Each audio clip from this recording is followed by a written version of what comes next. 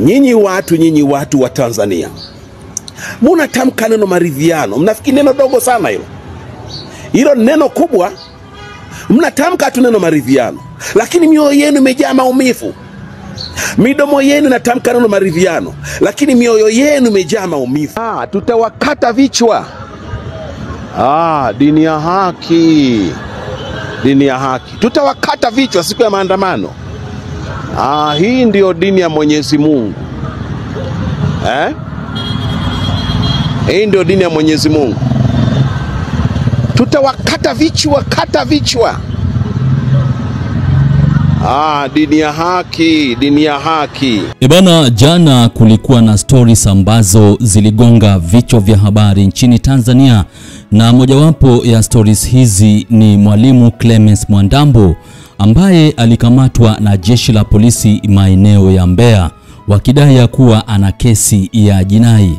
Sasa hii ni issue ambayo wengi waliongelea. Wengine wanasema kuwa Mwalimu Clemence Mwandambo alikuwa ametekwa na watu wasiojulikana. Sasa ile hali ya Mwalimu Clemence Mwandambo kuchukuliwa na jeshi la polisi, walilazimika kutoa taarifa kuhusu kukamatwa kwake Clemence Mwandambo, kwa maana wanadai ya kuwa kuna zile video ambazo Clemence Mwandambo anaweka kwenye mitandao ya kijamii, na ni video ambazo zinaleta uchochezi miongoni mwa Watanzania ambao wanasema kuwa wanapenda amani. Lakini Clemence Mwandambo ni mwalimu mtengeza maudhui ambaye huwa anakumbatia uhalisia wa hali ya juu, kwa maana zile video ambazo wanaposti kwenye mitandao ya kijamii ni kuhusu vitu ambavyo huwa vinafanyika katika jamii. Sasa Mange Kimambi ameweka sababu ambazo zilipelekea jeshi la polisi kutoa taarifa ya kuwa walikuwa wanamshikilia. Sasa hii caption nasema kelele za mitandaoni zimesaidia polisi wakiri kumshikilia baba Clemence Mwandambo. Ni jamaa ambaye watu wanampenda zaidi, watu wanamfuatilia kwa mtandao wa kijamii, na ni jamaa ambaye vitu ambavyo huwa anavifanya vinawachekesha Watanzania, ambapo sasa yeye akishamaliza kuongea kwenye video huwa anasema baba yenu Clemence Mwandambo nimechoka zaidi.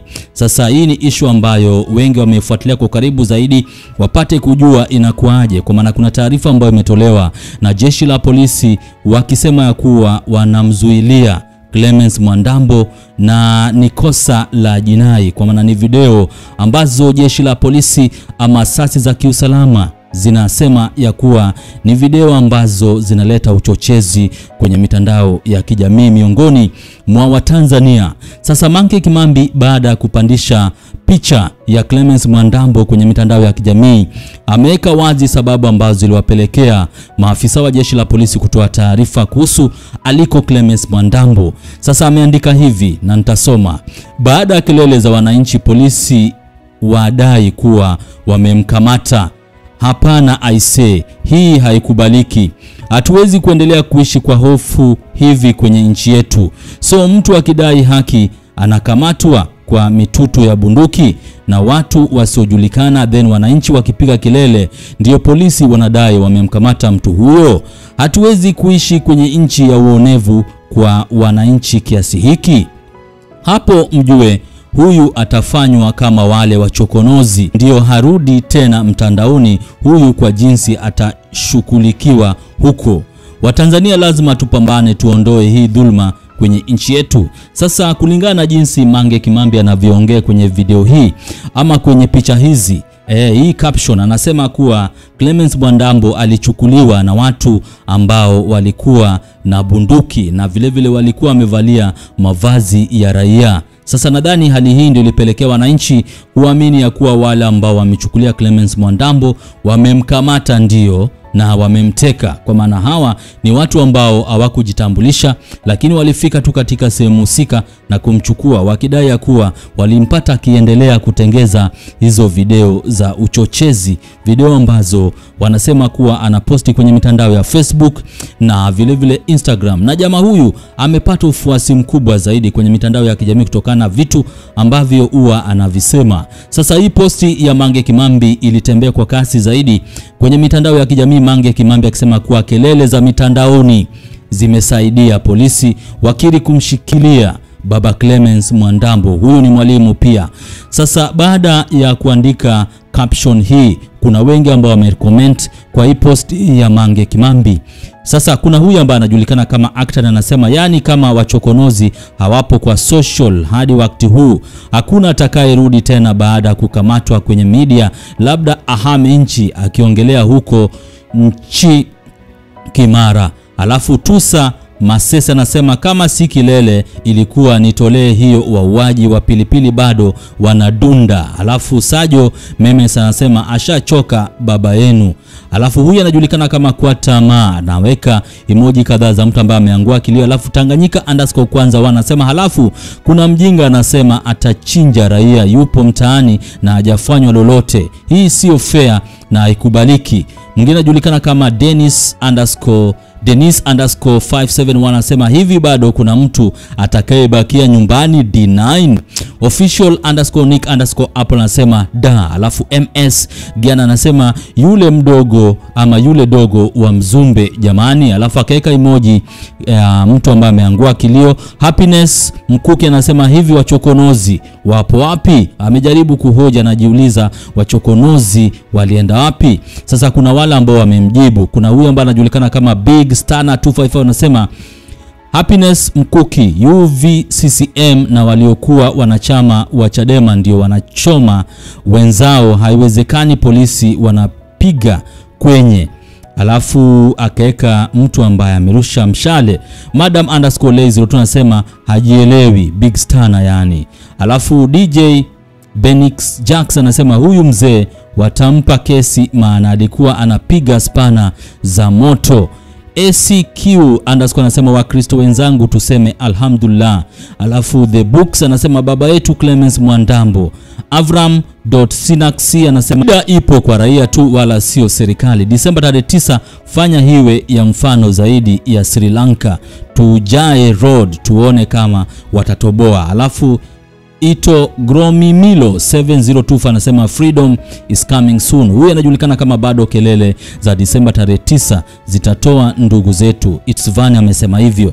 Alafu Alois Old Monk anasema kwa nini polisi wamkamate mtu saa 5 ama saa 11 asubuhi? Kuna tofauti gani kati ya polisi na watekaji?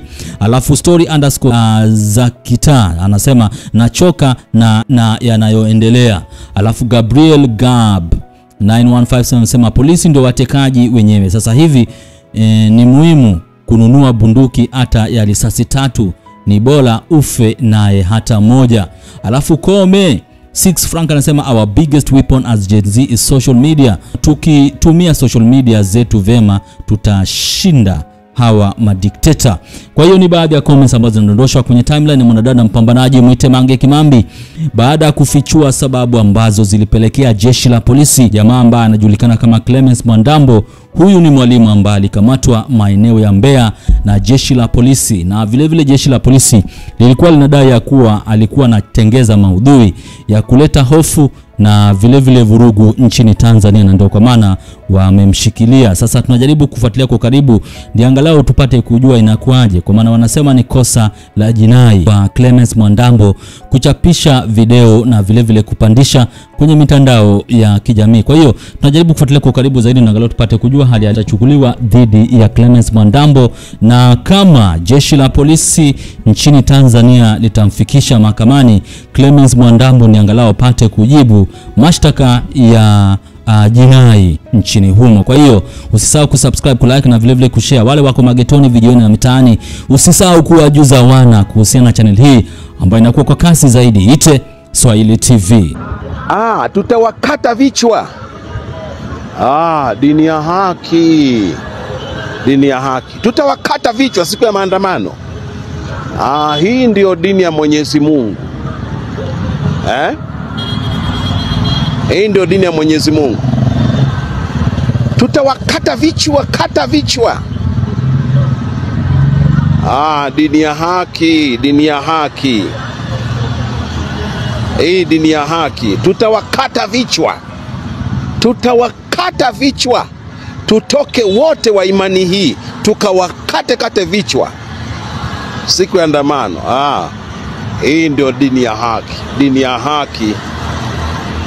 Nachoka baba yenu Clemens Mwandambo na hizi dini za haki hizi.